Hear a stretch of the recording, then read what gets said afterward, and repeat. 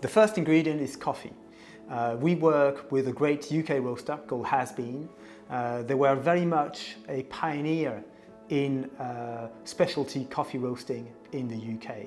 And we love working with them for a couple of reasons. First, they have absolutely amazing specialty coffees. The second reason why we love working with Has Been Coffee is that not only are their coffees amazing, but also they work in a very sustainable way with the growers. Most of the coffees that they source and all of the coffees that we source via Has Been for Algebra is sourced directly with growers with long-term relationships at origin. It's not certified fair trade, but we think it's better than fair trade. First, because the prices that are paid are well over minimum fair trade prices, and obviously way over production prices, it goes without saying. But also because the way that Has Been works is fostering mutually beneficial long-term relationships with growers at origin. One of the things which is extremely difficult for many growers in many origin countries for coffee is the price volatility, is not knowing whether in 2 months, 6 months or next year, whether the prices that they will be able to charge and the revenue they'll be able to get from their crop will rise or maybe plummet.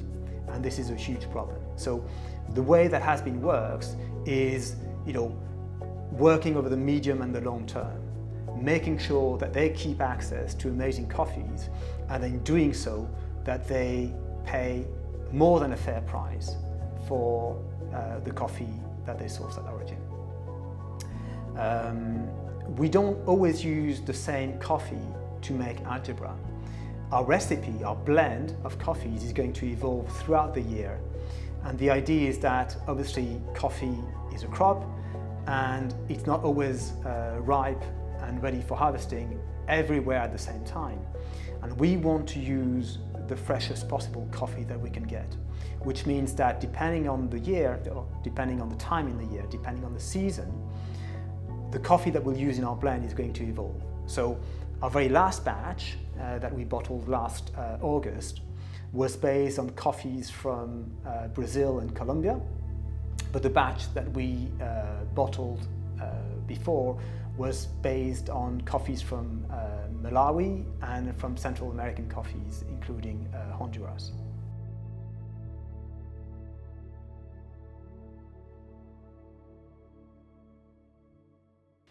So let me tell you a little bit about how we extract our coffee. One of the major differences in our extraction process is the fact that we use a very fine grind size for our cold extraction process. Most people who do cold brew coffee or cold brew coffee liqueurs will use a fairly, what they call a medium to coarse grind size, because very often, the filters that they use are not equipped to be able to filter very fine ground coffee. The issue is that when you have too coarse a grind size for coffee, we think that it's very hard to get proper extraction and to get proper intensity from the coffee. So we use a much finer grind size, which is it's not exactly espresso size, but it's almost as fine as espresso. It's a medium fine grind size, and it's just a couple of notches coarser than espresso. Our coffee is roasted to order by Has Been, and it's delivered on a weekly basis to our London lab, where we extract it, we process it into an intense and aromatic water-based coffee extract. The best way to explain what we do is we want to obtain a liquid coffee extract which is comparable in strength to espresso, but which has the clarity, the visual clarity, but also the clarity and the precision and the intensity of flavor of filter coffee. Maybe you're familiar with V60 coffees. This is the kind of clarity of flavor and aroma that we're looking for. But we're also looking for strength and intensity, because if we have a coffee extract which is too dilute, then when we're going to mix it with rum and sugar, then the character of the coffee is going to be too weak to carry through in the final product in the coffee liqueur. So we use a very special type of extraction process. It's only water-based. We don't use the rum, we don't use ethanol, we don't use alcohol for the coffee extraction, because we feel that, you know, the nuances and all the beautiful, round, sweet, round notes in coffee are best extracted with water. We use a cold water extraction process because when you use hot water, everything goes very, much faster. Boiling water or hot water is a much more powerful solvent than cold water. But cold water enables us to keep a lot of the very fragile, the very subtle aromas in the coffee when we extract it. The thing is, when you use cold water, you need to extend the extraction time to be able to get to the same result. So it's you could say it's a fairly inefficient process because it takes us a lot more time to get, the intensity and the aromas that we want to get from the coffee.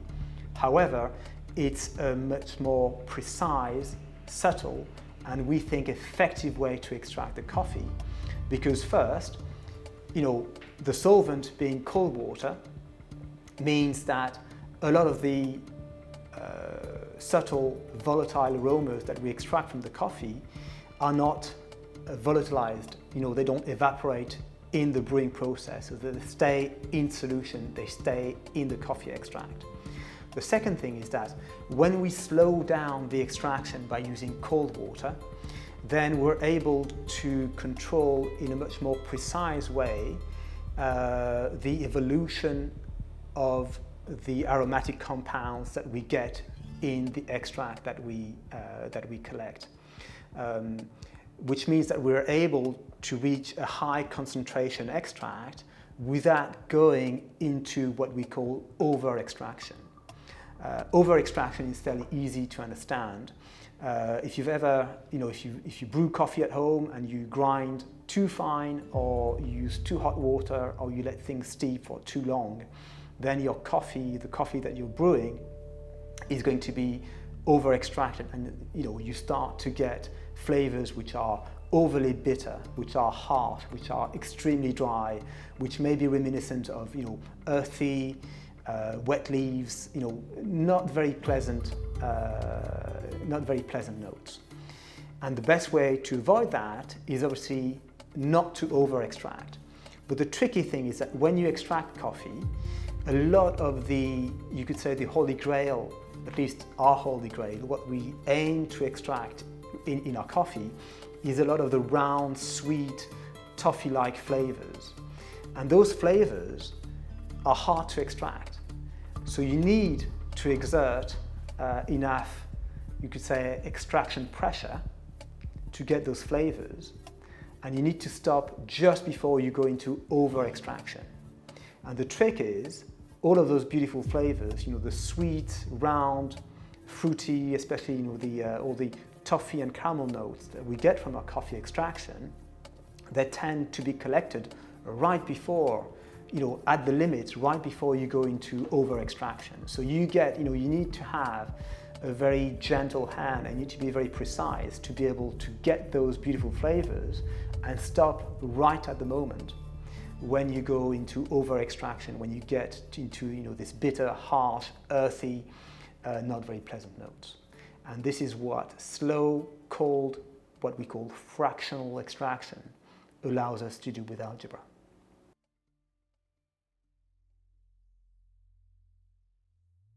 So now let me dig just a little bit deeper into what we call fractional cold coffee extraction. And again, we use cold water to extract our coffee. The best way to understand how we do it is to compare it to spirit distillation in a pot still.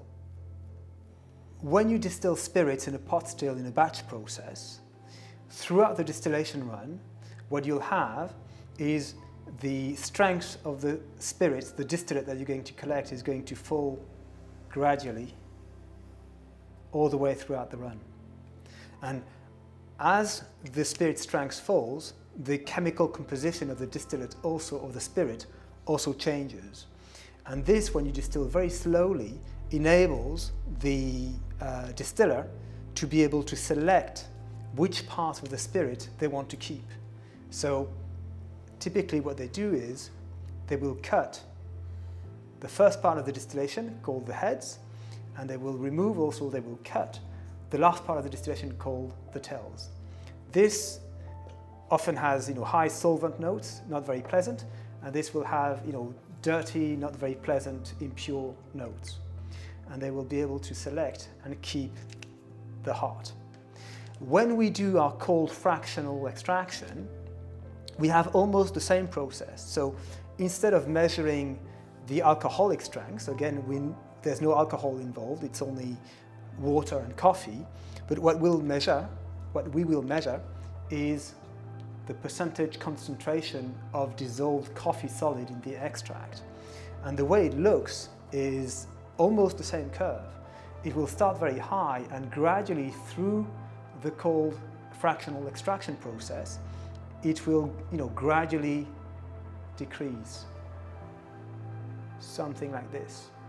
And also in the same way, what we will get at the beginning of the run will be different, not just in terms of concentration, but also in terms of flavor and aroma. It will change between the beginning, the start, the middle, and the end of the extraction run.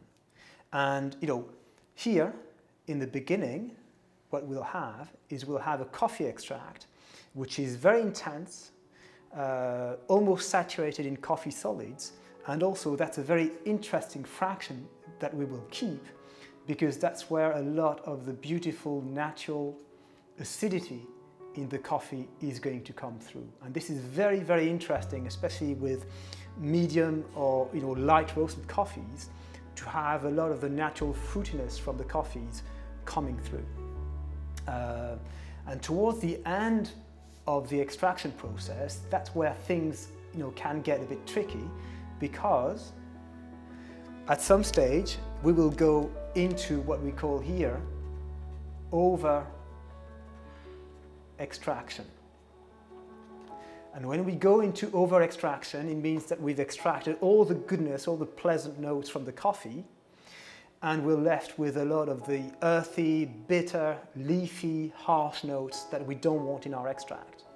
But the tricky thing is that right before we go here into over extraction, we have here something which is very interesting, which is where a lot of the natural smooth, round, sweet, almost toffee-like notes will be concentrated in the extraction process. If we extract it very fast, at high pressure, for instance, which we don't, or with very high temperature, with boiling water, for instance, then it's very hard to control the process and to be able to cut between the point where you get sweetness and the point where you go into over extraction, where you get bitterness and earthy notes that you don't want. But when you extend and when you prolong the extraction, as we do with our cold water process, then we're able to really select, really and get the best out of the coffee bean into our extract.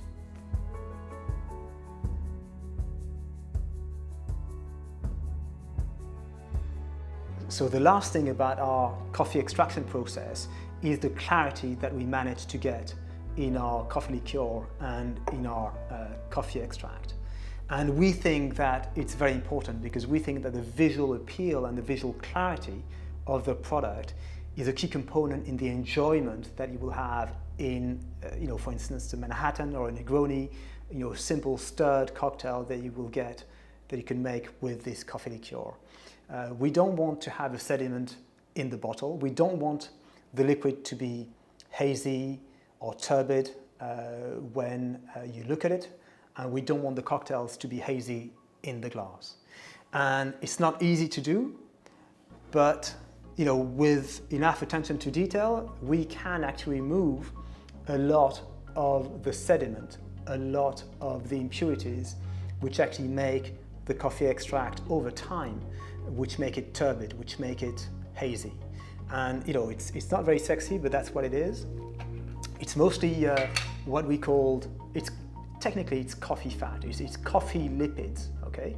And yeah, if you leave it in the liquid, it makes everything hazy, but if you remove it, which we do, it makes the liquid beautiful and clear.